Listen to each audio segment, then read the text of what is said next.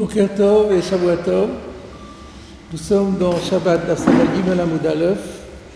Nous avons démarré la Gemara sur la nouvelle Mishnah. Je voudrais revenir sur un ou deux points que nous avons étudiés la semaine dernière pour les approfondir. Alors tout d'abord, donc je rappelle le sujet, on a dans la Mishnah un débat de Tanaïm entre les Chachamim et Rabbi Eliezer pour savoir si les armes comme une épée ou un arc par exemple qui serait accroché à son corps, on peut sortir avec le Shabbat, on considérerait que c'est comme un bijou, ou bien on considérerait que ça n'est pas de l'ordre ni vestimentaire, ni de parure, et que par conséquent, on n'a pas le droit de sortir avec. C'est la position des Chachamim contre celle de Rabbi Eliezer. Et donc on a vu dans la Gemara que le débat, en fait, il est lié à la question de savoir qu'est-ce qui va se passer à l'époque du Mashiach. Parce que les Chachamim ont objecté, la Gemara a apporté une braïta qui objectait, où les Chachamim ont objecté à Rabbi Eliezer en disant comment peux-tu dire que les armes sont un accessoire alors que le prophète Isaïe dit que un jour viendra où on transformera les armes en socle de charrue. Ce qui voudrait dire que les armes n'auront plus d'utilité. Et si les armes sont un bijou, on devrait les garder. Et la Gemara dit, donc ça prouve que les Chachamim estiment que les prophéties des prophètes qui disent que les choses ont complètement changé, un jour viendra où tout va être transformé et le loup pètera, l'agneau pètera avec le loup, etc. Ça sera pour l'époque du Mashiach. C'est ce que pensent les Chachamim. Et alors la Gemara dit, c'est contre l'avis de Rabbi Eliezer, de Shmuel, pardon, qui Shmuel a dit que En ben yomot ha-Mashiach, En bet yom ha-olam hazeh, En ben ha-olam hazeh limot ha-Mashiach, et la shibud malchiyot bilvad. La seule différence, ça sera l'autonomie politique, l'autodétermination totale du peuple d'Israël sur sa terre. Mais toutes les conditions naturelles de la vie resteront inchangées. Et donc, Shmuel est en désaccord avec les Chachamim. Par contre, cette position des Chachamim, qui pensent que à l'époque du Mashiach, les choses vont être transformées, c'est en accord avec quelqu'un qui est en désaccord avec Shmuel, qui s'appelle, comment s'appelait-il déjà, Rabbi Chia bar Abba, qui dit le Kol HaNeviim lo nitnabeu el alimot ha-Mashiach. Donc on a un débat. Aval olam haba ayin orata elokim zulatecha, dans ce qui sera le olam haba, c'est-à-dire au-delà du Yemot ha-Mashiach, il y aura une période encore postérieure à Yemot ha-Mashiach. Est-ce que c'est Triat HaMetim ou est-ce que c'est encore une autre période? Ça, on n'a aucune idée de ce que c'est. Donc tout ce dont même les prophètes n'avaient pas idée. Donc tout ce que les prophètes ont dit, c'était à l'époque du Mashiach. Donc on a un débat, en clair, on a un débat entre Shmuel et Rabbi Chia bar Ravin sur le fait de savoir ce qui va se passer à l'époque du Mashiach. Est-ce qu'il y aura juste une transformation politique et rien de plus, rien de miraculeux, ou alors toutes les prophéties des prophètes qui disent que la vie va changer complètement du tout au tout, que les conditions de vie vont changer complètement, que la nature va être transformée, c'est pour le Yemot ha-Mashiach. Alors, on peut se poser la question, bon, de toute façon, on ne peut pas vraiment parler de halakha ici, parce que ça n'a pas de conséquences pratiques. On est dans la comment on dit, dans la prévision, dans la prévision de ce qui arrivera dans le futur. Mais c'est quand même intéressant de se demander, est-ce que le Rambam a pris position? Alors vous savez qu'on a un moyen simple de voir, on regarde, parce que quand le Rambam consigne un passage de la Gemara, il est signalé dans le En Mishpat Ner Mitzvah. Alors je vous propose de regarder d'abord sur le din de Shmuel. Donc c'est dans la Gemara à la 5e ligne, à partir du début de la Gemara, dans la 5e ligne, il y avait écrit au pliga de Shmuel. De Amar Shmuel, En ben ha-olam hazeh limot ha-Mashiach, et la shibud galiyot bilvad. Dans la Gemara, vous l'avez? Non plus, c'est beaucoup plus haut. C'est la 3e ligne du tableau. Ah. Voilà, vous voyez, vous avez un petit bête. Tout agrandi. Le petit bête,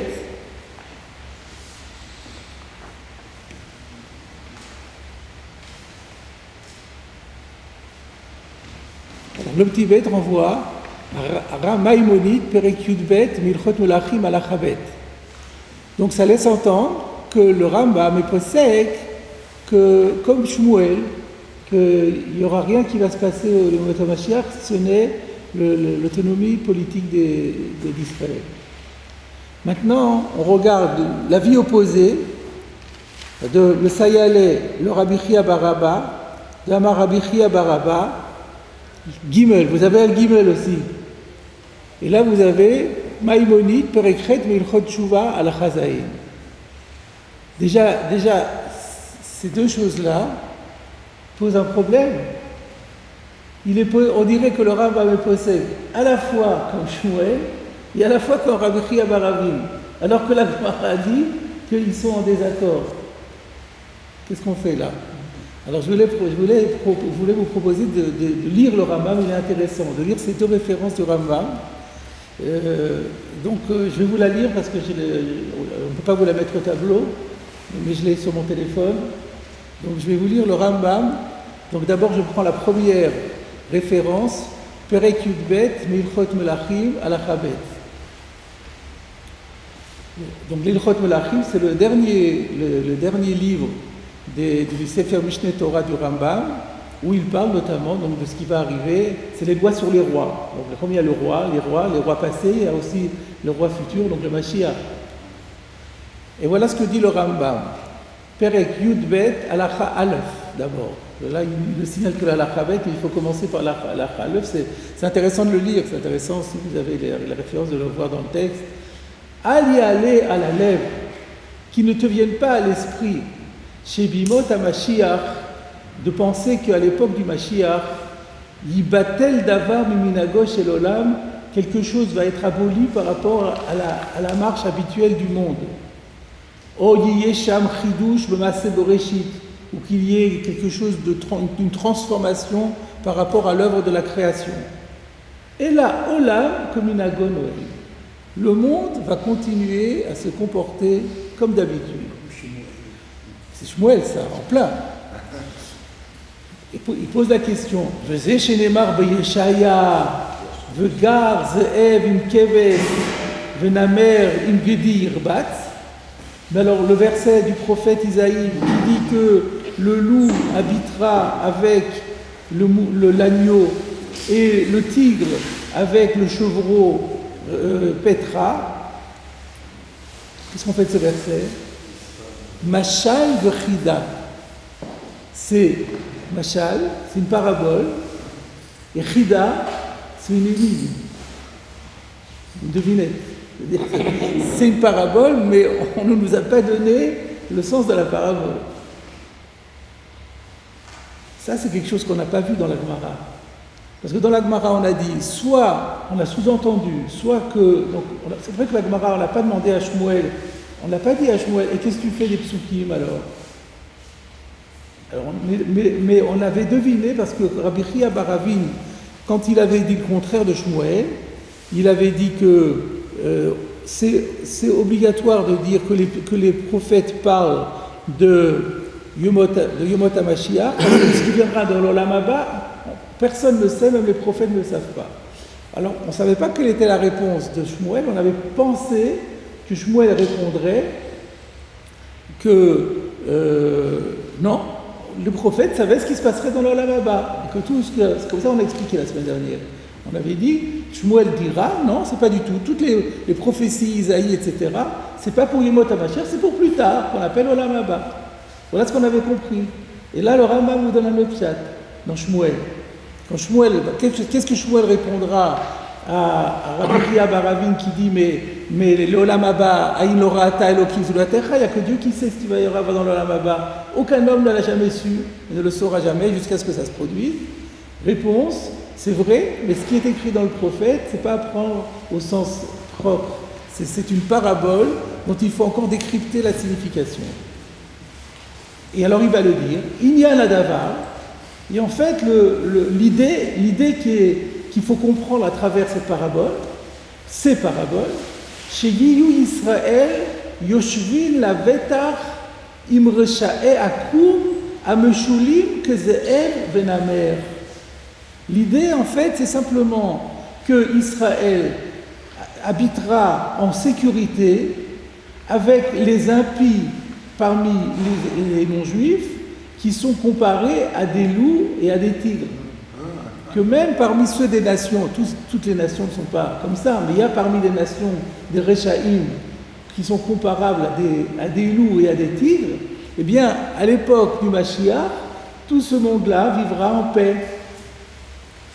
Chez Nehemar, comment on le sait ça? Ze'ev Arvot Shalidem Venamer Shoked à la Re'em. Donc il apporte un verset pour montrer que les prophètes ont déjà comparé les barbares à des bêtes sauvages. Ve'yachzeru kulam le dat ha'emet. Et qu'est-ce qui va faire que tout le monde va retrouver la paix? Parce qu'ils vont tous reconnaître la vérité. Dat ha'emet, la vraie religion, qui est la religion du monothéisme. Velo yigzelu. Il n'y aura plus de vol, il n'y aura plus de destruction. Et là, yochlu davar amutar, benachat, tout le monde mangera ce qui est permis, posément, im Israël, avec les Israël. Chez Nehemar, ve'aryeh kabakar yochal teven. C'est ça le sens de la parabole. Le lion, comme le bétail, mangeront de la paille. Ils n'auront pas besoin de se disputer pour prendre leur pitance. Et il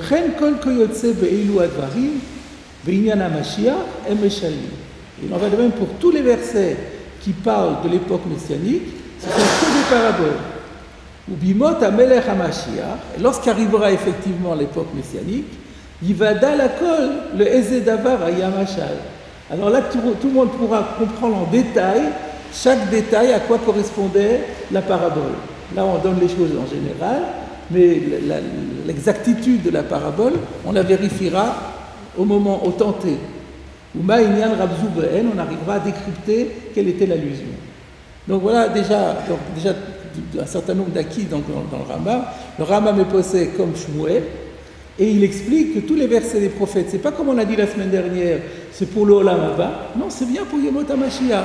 Mais c'est pas apprendre au sens strict, c'est apprendre comme des paraboles, comme des allusions, et c'est toujours pour connoter la même idée qu'il y aura la paix dans le monde.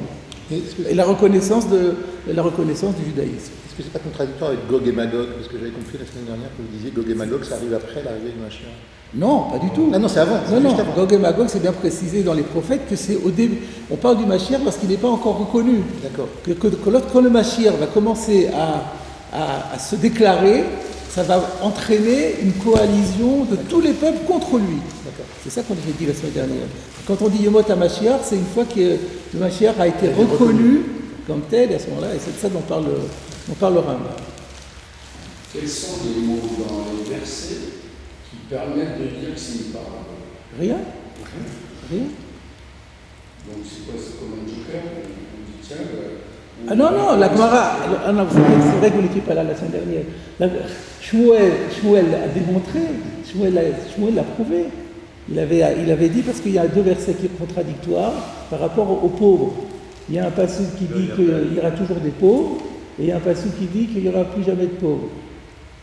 C'est la démonstration de Shmuel, ou c'était l'autre. Oui, c'est ça. Chez Nehemar, Kilo Yerda Levion Mikereva. Non, lui il a dit... Non, c'est le contraire. Lui, il a dit Kilo Yerda Levion Mikereva. Il y a un verset qui dit dans la Torah, il ne cessera jamais d'y avoir des pauvres sur la terre.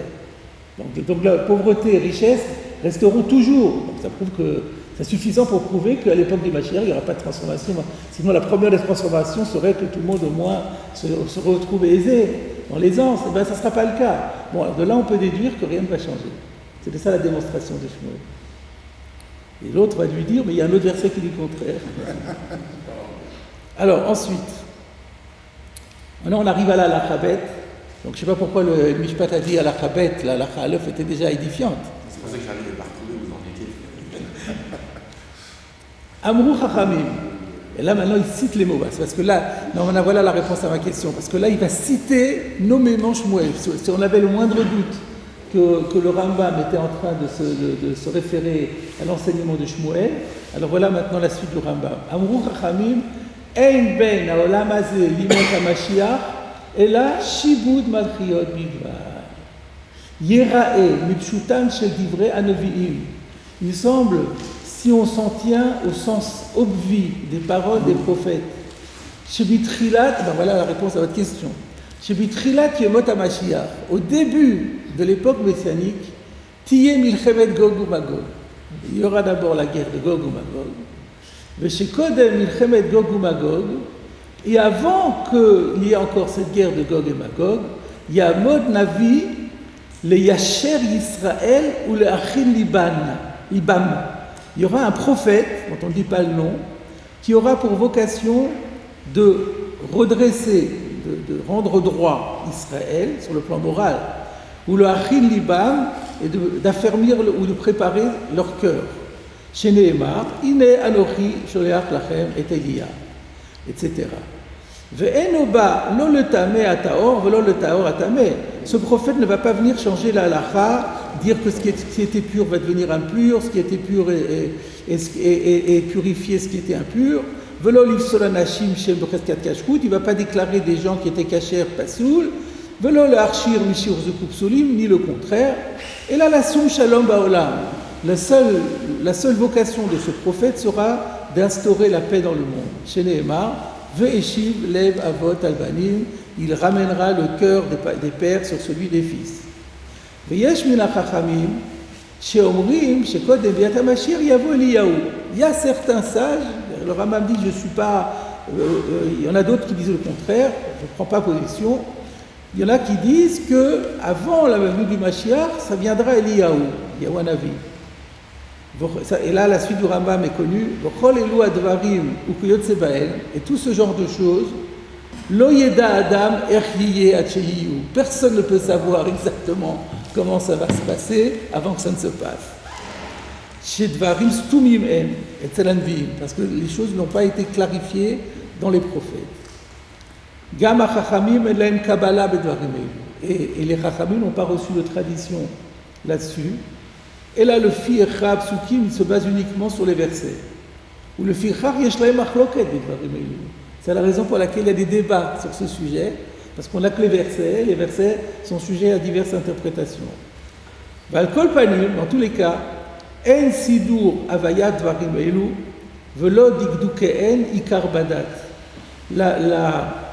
L'agencement de l'avènement de ces choses-là et le détail ne constitue pas un fondement de notre religion. Ou l'olam lo itasek adam bedivrei agadot. Il ne faut pas perdre son temps à l'étude de ce genre de choses. Velo yarir bemidrashot amurim beinyanim elu. Il ne faut pas s'étendre sur les interprétations qui sont dites sur ces sujets. Ou kuyot seben velo yisime mikar. Comme ça n'a pas d'application à l'achik, donc il ne faut pas trop s'investir là-dedans. Surtout que le résultat sera toujours très aléatoire. Chez El Levi'in, l'olide yira, l'olide ava. C'est pas productif parce que ça ne nous entraîne pas plus à plus aimer Dieu, ni à le craindre davantage. V'chen lo yachshava kitzin. Il ne faut pas s'amuser à calculer et à deviner quelle va être la date d'arrivée du Mashiach.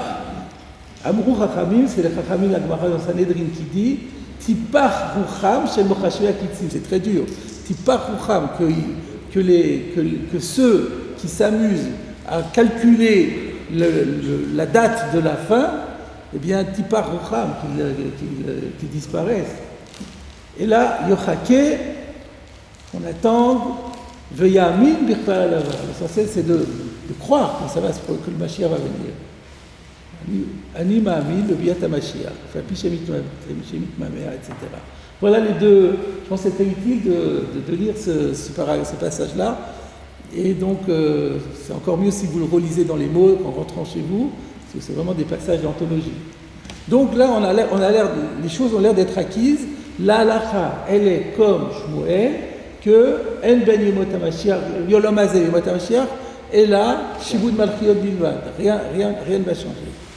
Mais nous, on a vu aussi que sur Rabbi Chia bar Ravin, qui disait que tout ce que les prophètes ont prophétisé, c'était pour les Yemot HaMashiach, ça a aussi été rapporté dans la halakha. Et donc là, c'est dans Perek Chet Meilchot Tshuva halakha Zayin. Voilà, Chet Tshuva halakha Zayin. Alors je vais essayer de le reprendre. Donc,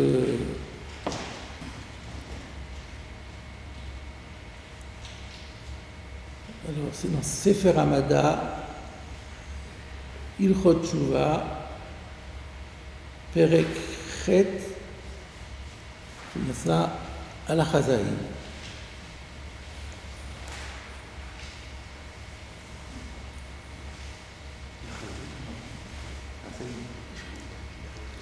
Alors, je lis toute la halakha Zayin, même si c'est la fin qui va nous concerner, on va voir le sujet.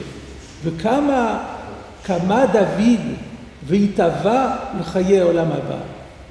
Comme le roi David a eu la nostalgie et a désiré passionnément arriver à la vie du olam haba. Chez Nehemar, comme le dit le verset, Loule et manti lirod betuv Hashem beretz chaim. Tehillim chapitre 27. Kevar odiunu achachamim arishonim. Les anciens maîtres nous ont déjà fait savoir chez Tovat Haolam Haba que le bonheur du monde futur En Koach Ba'adam la Siga al-Bouria. L'homme n'a pas la faculté de la concevoir correctement. Ve'en Yodea Godla Ve'yofia Ve'otzma. Et personne ne connaît sa grandeur, sa beauté, sa puissance. Et là, Kadosh Baruch Hu Levado, que le Saint béni soit-il tout seul.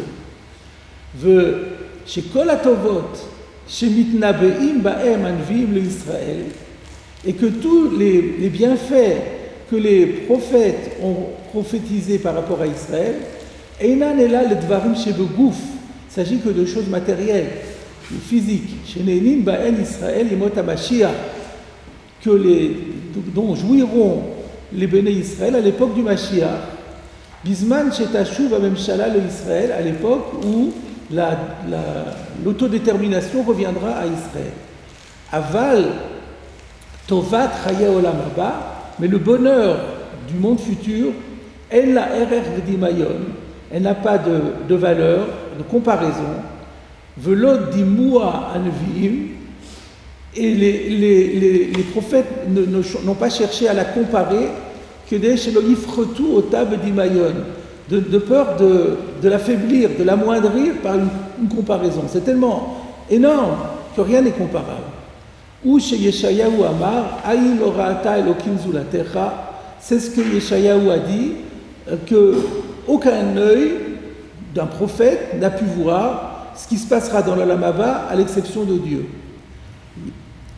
Klomar, Atova, chez l'Orata Ota Aïn Navi, Velora Aota Elo Elokim. Ça veut dire que ce bonheur-là, aucun œil prophétique ne l'a vu, le seul qui l'a vu, c'est Dieu. Asa Ota Ha Elokim, le Adam Shemchakelo, Dieu le fait pour l'homme qui l'attend. Amru Chachamim, Kol Haneviim Kulan, alors c'est ça la question. Voilà la dernière citation du Rambam. Les Chachamim ont dit Kol Haneviim Kulan, Loni Be'u El Alimot HaMashiach. Aval, Haolam Haba, Aïn Lorata Elokim Zulatecha. Ça, c'est la phrase de Rabbi Chia bar Ravin. C'est Shmuel, non? Non, c'est le contraire de Shmuel. C'est le contraire de Shmuel. Encore une fois, Shmuel disait En ben Olam Hazeh Limot HaMashiach, et là, Shibud Bakriot. Donc il n'y aura rien du tout. Et donc nous, on avait pensé que Shmuel pensait, et qu'est-ce qu'on fait lors des prophètes? En fait, c'est pour le Olam Haba. Et Rabbi Chia, par contre, celui qui était en désaccord avec Shmuel, Rabbi Chia bar Abba, lui, il avait dit Loni be'u kol haneviim kulan, loni be'u el alimot HaMashiach. Aval, Haolam Haba, aïn lorata elokim zulatecha. Donc, au contraire, toutes les transformations vues par les prophètes, c'est pour Yemot HaMashiach. Et pas comme Shmuel, qui avait l'air de dire que c'est pour l'Olam Haba.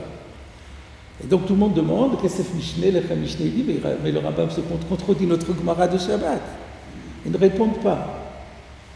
Il n'y a pas de réponse officielle à cette contradiction. Et le fait qu'il n'y ait que le Rambam et qu'il n'y ait pas les classiques Rif et Roche. Oui, obligatoirement, par définition. Parce que le seul qui s'est intéressé à quelque chose qui touche au monde futur, c'est le Rambam. Tous les autres ont été des poskim, donc ça ne touche pas à la halakha, donc ça ne rentrait pas dans le cadre. C'est qu'il y a deux étapes, il y a deux mouvements différents en fait. On est en train de dire qu'il y a une évolution dans cette période-là et elle va y avoir des niveaux différents. Je ne vois pas ça, moi, je ne vois pas qu'il y ait deux différents. Plus haut, il avait dit que dans Yemot HaMashiach, il y aura Shivi ou Makriot, c'est tout, ça sera la paix. Et là, il a l'air de dire que tout ce que disent les prophètes, c'est pour Yemot HaMashiach. Mais en vérité, le Rambam a résolu la contradiction. Il n'y a pas de contradiction. La contradiction, elle est par rapport à la Gemara. Parce que la Gemara a dit qu'il y a une contradiction. Mais si on lit le Rambam, il n'y a pas de contradiction. Pourquoi? Parce que dans le Ilchot Melachim, le Rambam a dit aussi, il a déjà dit que ce que les prophètes ont dit, c'était par rapport à Yomot HaMashiach. La seule chose qu'il a dit, c'est que ce sont des Meshalim. Donc il n'y a plus de contradiction. Finalement, Rabbi Chia bar Ravin, qui dit que tout ce que les prophètes ont dit, c'est par rapport à Yomot HaMashiach. Et Shmuel qui dit, et à Yemot HaMashiach, il n'y aura aucun changement à part le fait que la paix reviendra dans le monde. Il n'y a aucune contradiction, parce que le Rambam a rajouté, et tout ce que les prophètes ont dit, par rapport à Yemot HaMashiach, c'est des paraboles. Le loup avec l'agneau, c'est une parabole pour dire que c'est la paix qui va revenir dans le monde. Donc il n'y a aucune contradiction formellement. Tout le problème, c'est, mais la Gemara, elle a dit, ou Pliga, elle a dit, ça c'est Haïnu de Shmuel, et ça c'est Pliga de Shmuel. Alors c'est ça la difficulté, en vérité. Alors je voudrais juste rajouter encore, par cœur, pour terminer ce Inyan, dans l'Ilchot Melachim, il y a le commentaire du Radbaz. Le Radbaz, Rabbi David Ben Zimra, un très très grand rabbin au Caire au XVIe siècle, qui fait un commentaire sur le Rambam. Et il dit quelque chose d'étonnant. Il dit qu'en fait, ce que le Rambam pense, c'est que ce qu'ont dit les prophètes sera à prendre au sens strict pour ce qui se passera en Israël. Et ce qui de l'ordre de la parabole, ça c'est pour le reste du monde. C'est encore un autre pshara, un autre compromis. C'est-à-dire il y aura à la fois le pshat et le mashal. Le pshat, ça sera pour ce qui va se passer en Israël. En Israël, ça va se passer vraiment au sens propre. Et par contre, la partie mashal, elle concerne le reste du monde, toujours à l'époque du Mashiach. D'où il a sorti ça? Comment? Malheureusement, il donne pas ses sources. Peut-être en cherchant, peut-être on pourrait trouver. Ben voilà, je voulais vous faire part de ce problème. Alors j'ai pensé tout à l'heure même à peut-être une piste, mais il faudrait l'approfondir, qui fait que le Rambam aurait peut-être considéré. Oui, parce qu'il y a encore une question que le Lechem Mishneh soulève. On a vu dans la Gemara que les Chachamim qui pensent que les armes, on n'a pas le droit de sortir avec le Shabbat parce que c'est pas un tarchit, eux ils sont en désaccord avec Shmuel parce que eux ils attaquent Rabbi Eliezer en disant mais regarde les versets ont dit qu'on va transformer les armes en charrue et donc ils attaquent Rabbi Eliezer. Et eux, ils sont en désaccord avec Shmuel. Comme ça, la Gemara, elle a dit, les Chachamim ou Pliga de Shmuel. Or, le Rambam, dans les Ilchot Shabbat, il est posé comme les Chachamim. C'est normal, Yachid Verabim, Alakha Kerabim. Donc, le Rambam est posé qu'on ne peut pas sortir avec son arme le Shabbat, en tant que parure. Donc, il est posé comme Chachamim. Les Chachamim sont opposés, la Gemara dit, ou Pliga de Shmuel. Comment il peut être posé à la fois comme les Chachamim et comme Shmuel? Ça aussi, c'est une question qui est soulevée sur le Rambam. Le Lechem Mishneh envisage une réponse, finalement, il enlève, il termine par Tzarich Iyun. avec un point d'interrogation. Donc c'est le problème. Parce qu'une piste qui est venue, c'est que, rappelons-nous que quand on a vu la Gemara avait rapporté, c'est pas la Mishnah qui disait que les Chachamim avaient dit à Rabbi Eliezer, mais attends, pourquoi est-ce que les Mot HaMashiach, les armes vont disparaître et laisser place à la charrue? C'était dans une braïta. Et c'est cette braïta qui était pliga de Shmuel. On avait vu que le Rochash disait, mais on ne dit pas pliga quand c'est un Tana contre un Amora.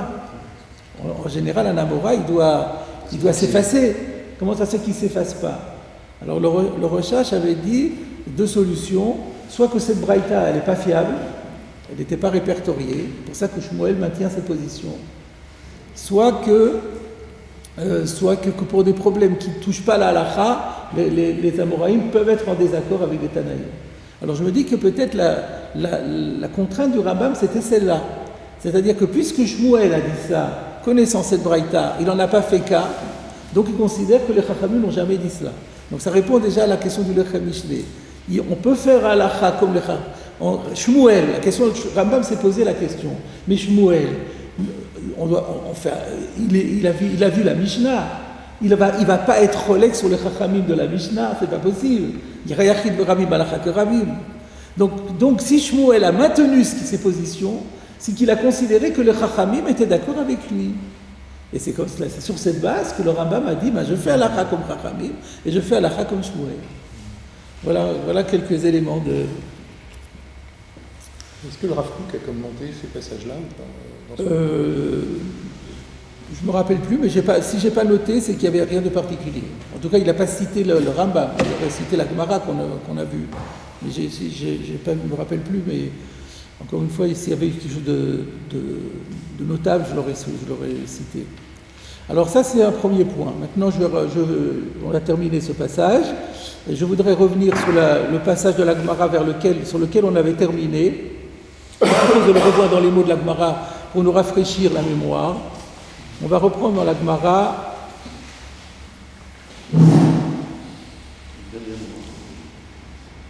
Maïtama de Rabbi Eliezer, d'Amar Tarshitin Henlo. Vous voyez, vous remontez là où c'est souligné. Voilà, exactement là. La Gemara avait demandé quelle est la raison sur quoi s'appuie Rabbi Eliezer pour dire que les armes sont considérées comme une parure. Dirtiv, parce qu'il y a un verset qui dit, ce verset on avait dit qu'il est dans les psaumes, chapitre 45, verset 4. Chagor, charbecha, al yerech, gibor. Saint, C-U-N-S, ton épée sur ta hanche, ô guerrier vaillant. Hodecha, vadarecha. C'est ta majesté et c'est ta splendeur. Donc on voit, le verset dit que l'épée, c'est splendide, donc c'est bien un bijou. Amaré Ravkana, les marbrés de Ravuna. Ravkana a dit au fils de Ravuna, d'autres lisent une autre version, fils de Ravina, Haï bedivre Torah ketiv. Mais ce verset-là ne parle pas de l'épée, il parle des paroles de Torah. Amarlé, il lui a répondu, oui c'est vrai, mais néanmoins nous avons un principe, En mikra yotse mide pshuto, le verset ne sort jamais de son sens obvi. Donc même si en vérité c'est une parabole et qu'on parle de la Torah, mais le sens simple dit quand même que le Khérev est splendide, et donc c'est bien une preuve que l'épée est considérée comme un ornement, une parure. Alors d'abord je voudrais citer à ce sujet une question du Sfat Emet. Le Sfat Emet dit, mais quelle était la question de la Gemara en disant le verset parle de Divrei Torah? Néanmoins, on aurait pu dire, oui, mais à partir du moment où la Torah est comparée à une épée, cela suffit déjà pour démontrer que c'est un tarshit. Pourquoi? Parce qu'il s'inspire de la Gemara dans Yevamot, Daf Samer Gimel Amud Bet, page 63b, qui dit Kama Tova Isha Tova, comme une bonne épouse est véritablement quelque chose d'extraordinaire. Chez Torah Nimshelaba, puisque la Torah a été comparée à une belle épouse, c'est que la belle épouse, c'est un don extraordinaire. Donc on voit qu'à partir du moment où on compare la Torah à quelque chose, ce quelque chose, ça prouve déjà que ce quelque chose est extrêmement positif, parce que sinon on ne lui aurait pas comparé la Torah. Donc quelle est la question de la Gemara en disant, mais ça on parle de Divrei Torah, d'accord, mais on voit bien ici qu'on a comparé la Torah à une épée. Donc si on compare la Torah à une épée, c'est que l'épée c'est quelque chose de positif, sinon on ne comparerait pas la Torah. Voilà la question que soulève le Sfat Emet, il ne répond pas. Je voulais vous montrer que Rashi a répondu à la question. Alors, relisons le Rashi. Où est-ce qu'il est Rashi? Bedivrei Torah, Ketiv. Ce verset parle de Divrei Torah. Et qu'est-ce qu'il nous dit ce verset? Pourquoi il compare la Torah à une épée? Eve Zahir le Chazer al Mishnatcha. Fais bien attention à bien répéter, à bien réviser tes enseignements. Shete'em uzumenet lecha b'shat adin, on l'avait fait à l'époque sur Rashi. Shete'em uzumenet lecha b'shat adin, de manière à ce que cette leçon que tu as apprise, elle te soit à disposition au jour de la dispute, c'est-à-dire du jugement, quand tu as besoin, quand tu discutes avec un interlocuteur qui soutient une thèse opposée à la tienne, la viraya, que cette leçon, elle te soit disposée tout de suite à apporter comme preuve. Kecherev al yerer gibor, comme une épée qui est sur la hanche du vaillant, le natseach bamilchama, pour vaincre dans la guerre. Vehu hodcha vadarecha. Et ça, c'est ta beauté et c'est ta majesté. Alors peut-être on peut dire que, parce qu'on peut s'étonner que Rashi soit tellement allongé là-dessus, que Rashi voulait répondre à la question en disant, quand on a comparé ici la Torah à l'épée, c'est juste par rapport au fait que ça nous donne les moyens d'être prêts à vaincre l'adversaire. Mais c'est peut-être pas l'épée en tant que telle qui sert de comparaison. On n'a pas, enfin c'est un peu forcé quand même ce que je dis. Je me rends compte que c'est un peu forcé parce que finalement on a quand même choisi l'épée comme instrument de victoire, donc ça a quand même servi de comparaison. Bon alors je retire un peu ce que j'ai dit.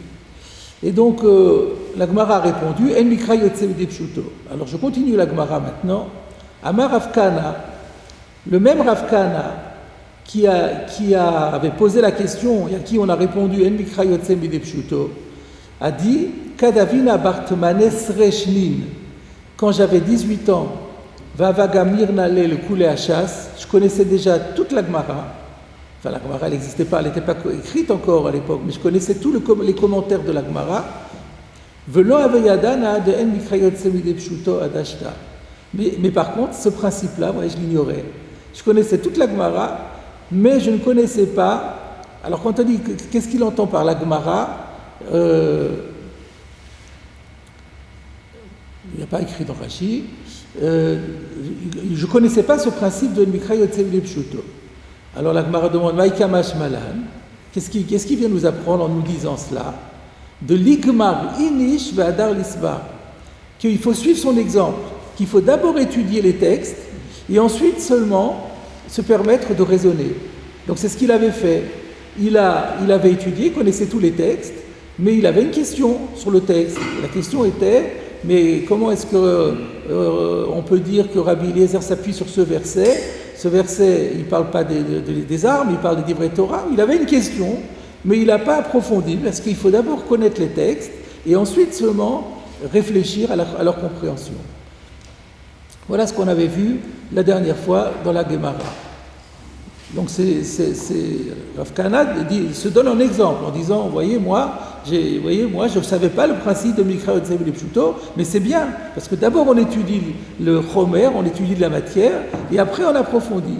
Et c'est comme ça qu'on découvre le principe de En Mikra Yotze Midei Pshuto. Alors, je voudrais vous proposer de lire maintenant le commentaire du Maharitz Chayot sur ce passage. Dans les Yalkut Mefarshim, vous avez le Maharitz Chayot, Rabbi Tzvi Hirsch Chayot, un très grand commentateur de la Gemara.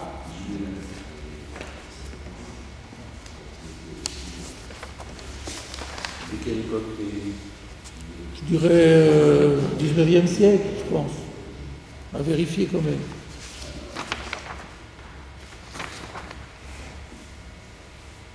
Alors,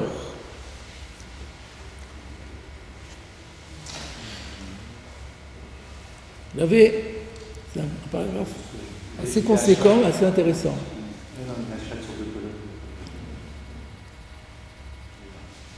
Voilà, c'est celui-là. Amar Rav Kana. Rav Kana a dit, j'avais 18 ans avec Amir Nalé le coulé à chasse, et je connaissais toute le chasse. Velo ave yadana, mais je ne savais pas cette règle que En Mikra Yotze Midei Pshuto, que le verset ne sort jamais de son sens obvi.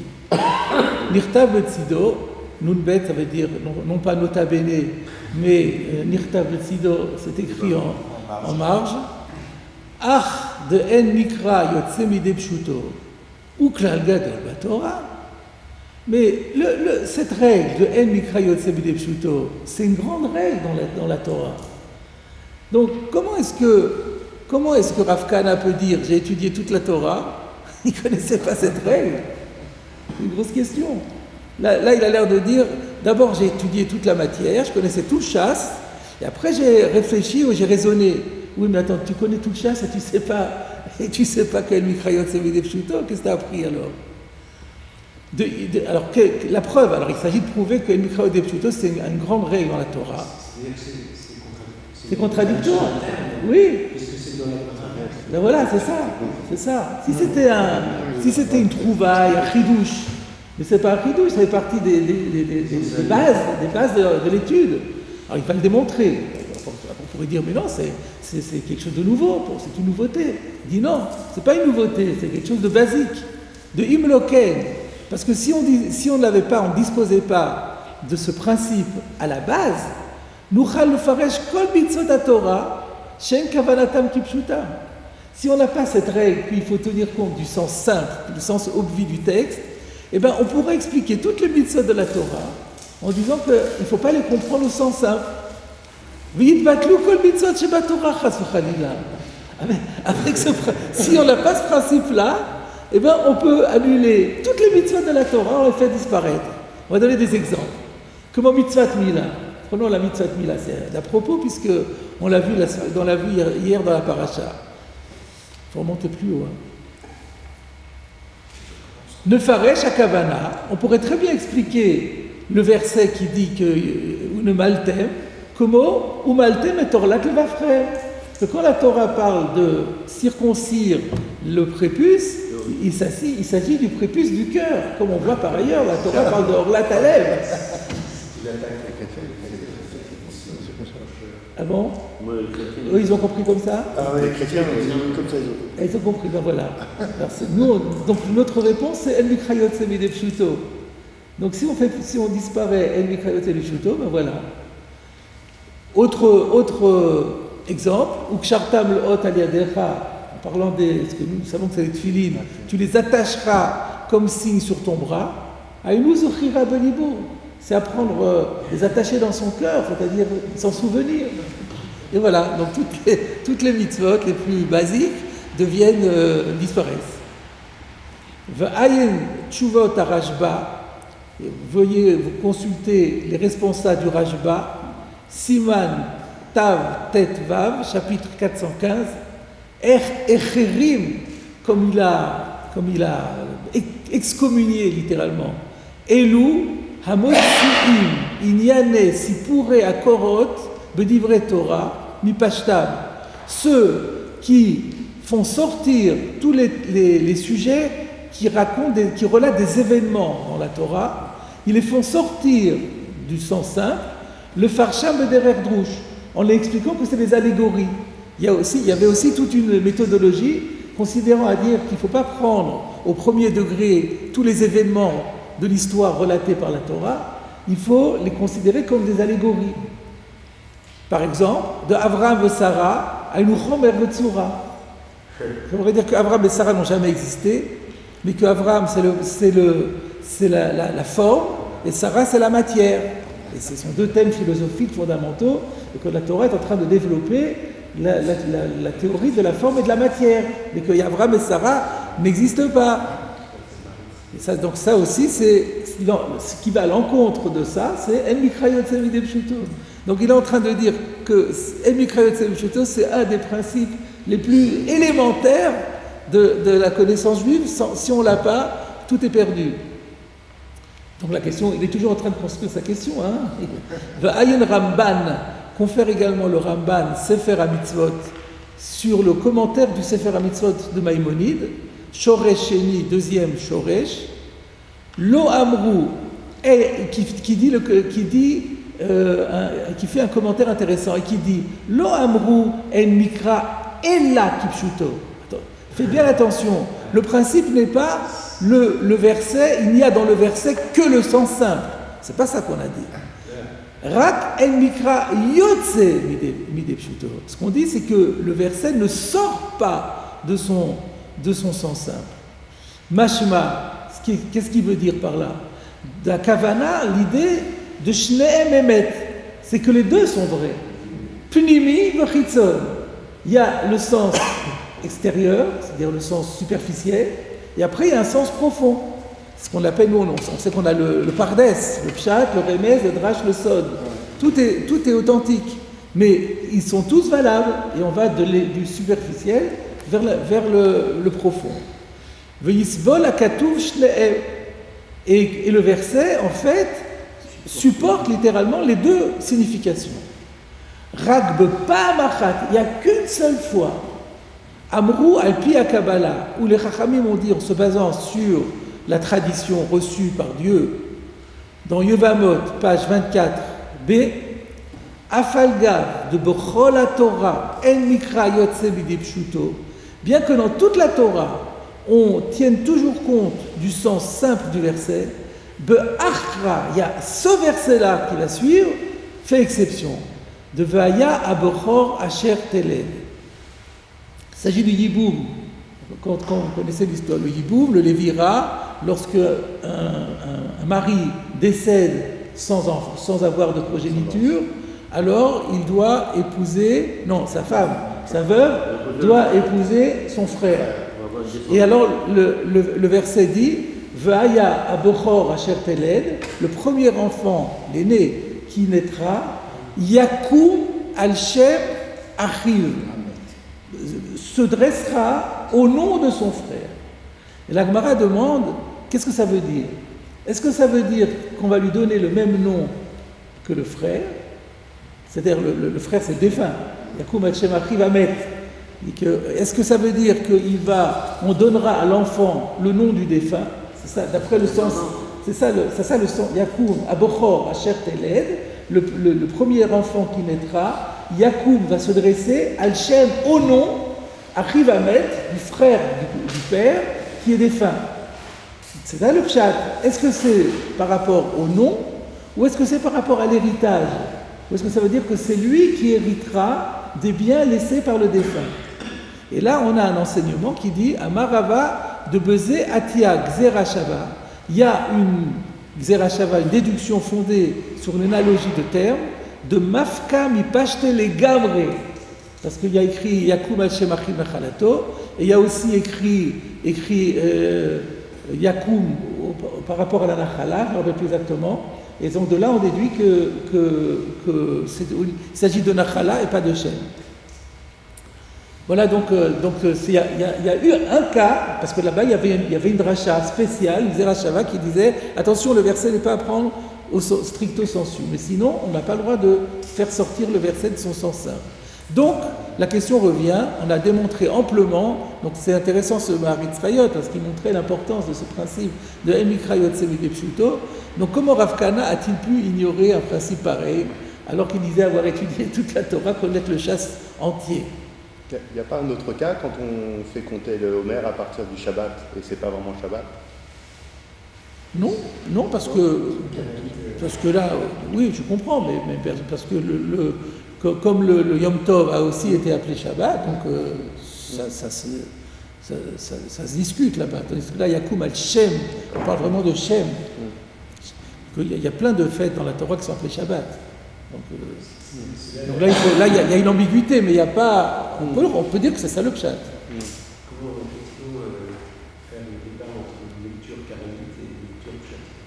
Non, parce qu'à chaque fois, la Gemara, elle prouve, elle démontre ce qu'elle impose. Et la loi du Gaïon?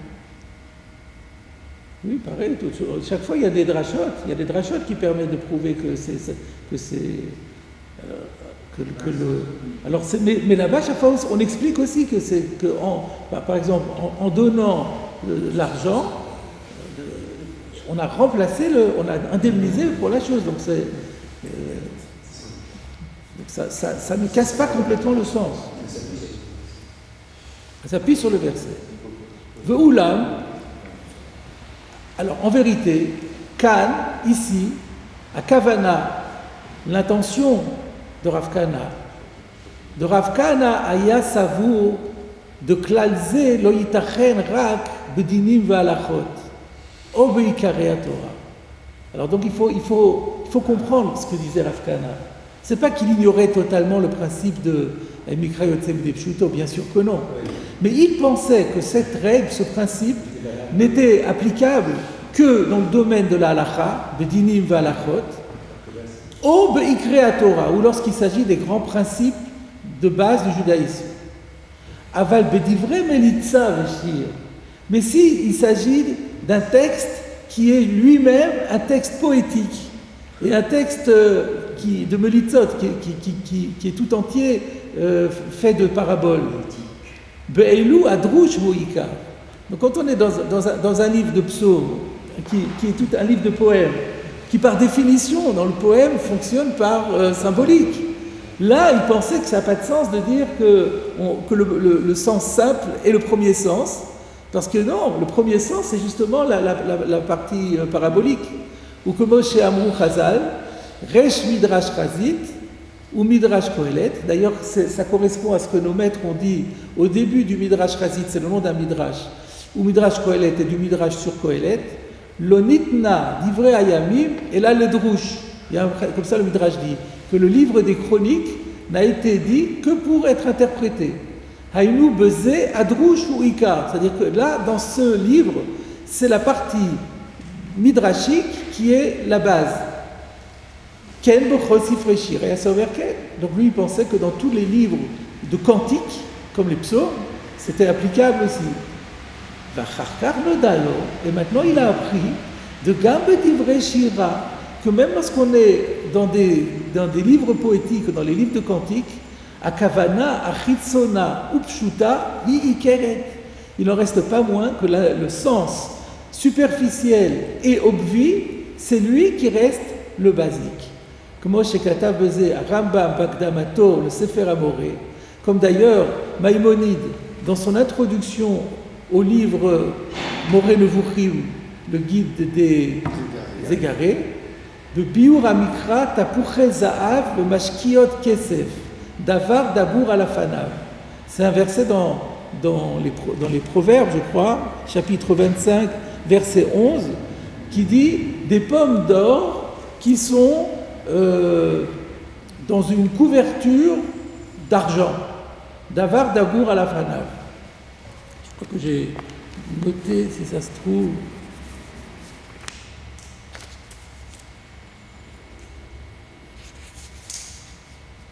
Je ne suis pas dans la bonne page, pardon. Voilà.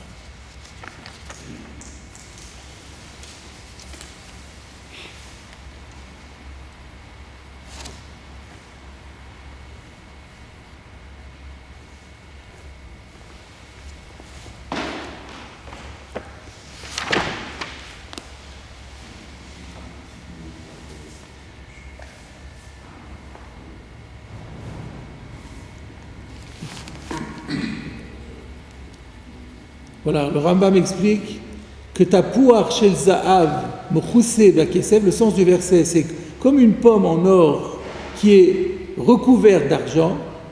Chez Niglé Shebaem, Tov Kakesef, Vetocho Tov Minigleu. Ça veut dire que la partie, le Rambam nous dit, donc dans son introduction, Moré Nevuchim, que ce verset qui nous parle de pommes en or qui sont recouvertes avec dans une poche en argent, ça fait référence au verset dont la partie niglée, c'est-à-dire la partie qui apparaît en premier sens, c'est comme de l'argent. Par contre, la partie profonde qu'on retrouve à l'intérieur, c'est comme de l'or. Donc il y a le pshat, le drash, le chutz c'est le pnim. Donc le pnim est plus important, mais ça ne veut pas dire que le chutz n'existe pas. Le chutz existe et conserve toute sa valeur. Il n'est pas aussi important que le nistar est plus important que le niglé. Le caché est plus important que le visible, mais les deux sont importants. C'est ça ce que dit le Rambam, donc c'est toujours la même idée. Donc voilà, en résumé, ce Marit Tzrayot avait posé une question intéressante. Comment est-ce qu'on peut dire qu'on ignore le principe de Mikraot Elishoto quand on connaît le chasse? Réponse, bien sûr, il connaissait le principe, mais il ne pensait pas que ça s'appliquait dans des livres, dans des textes de littérature qui sont des textes poétiques et qui, par définition, sont à prendre au second degré et au sens figuré.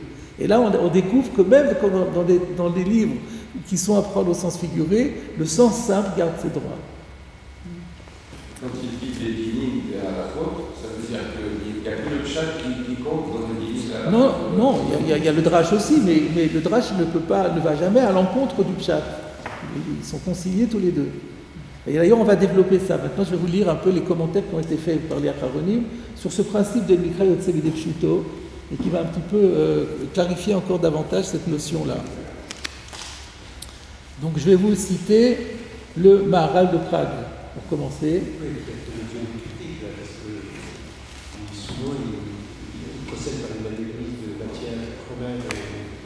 Oui, mais il n'a jamais dit que Sarah et Abraham n'ont jamais existé. Chas v'shalom.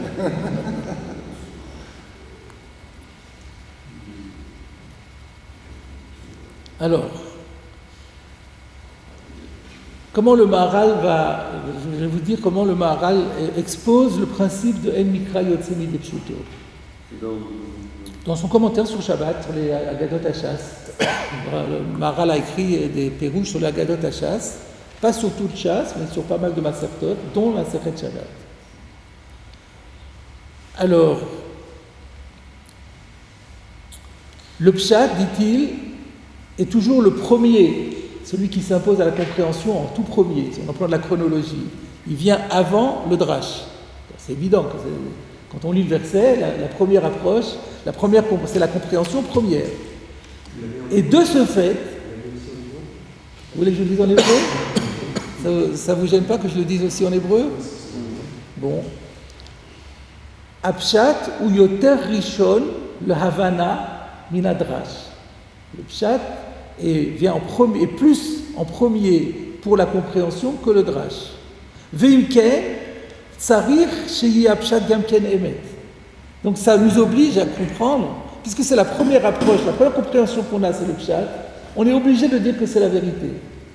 Sheim loken rakaya adrash emet, parce que si c'était pas comme ça et que seule l'interprétation qui vient en second, elle soit l'authentique et pas la première, l'otikare chas v'shalom Torah Temet. On ne pourrait pas parler de Torah Temet, un texte dont l'approche première nous dit des choses fausses, c'est pas Torah Temet, c'est pas possible. Ça va.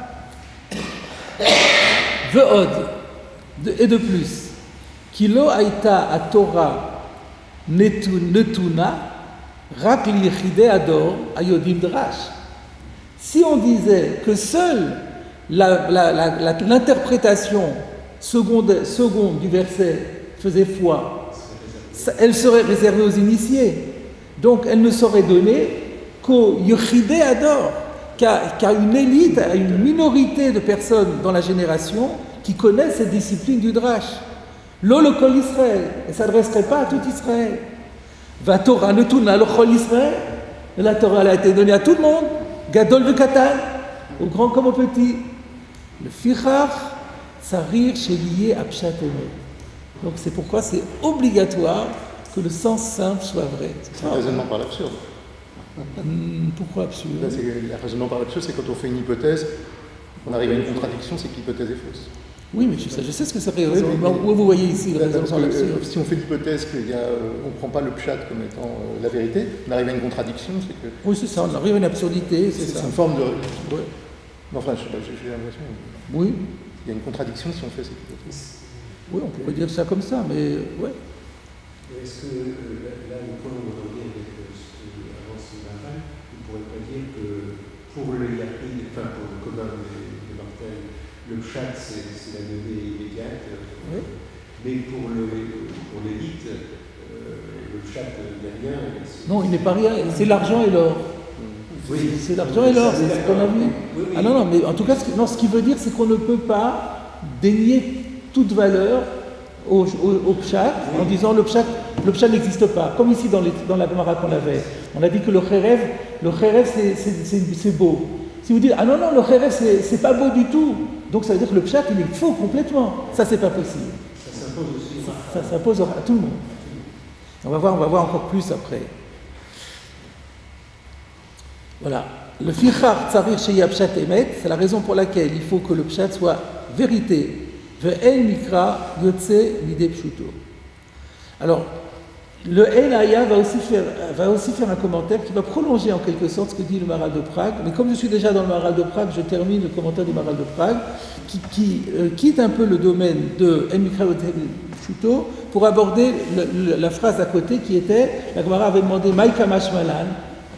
Pourquoi qu'est-ce que Rav Kahana vient m'apprendre en nous disant qu'il savait toute le chasse, mais il ne savait pas ça, que Adar Ligmor va Adar Nisbar. D'abord, comment on dit pas Adar comment c'est écrit au début? Ligmar, d'accord. Ligmar Inish, qu'un homme étudie, va Adar Nisbar et ensuite qu'il raisonne, qu'il réfléchisse. Alors par rapport à ça, on va voir le commentaire du Maharal après la pause.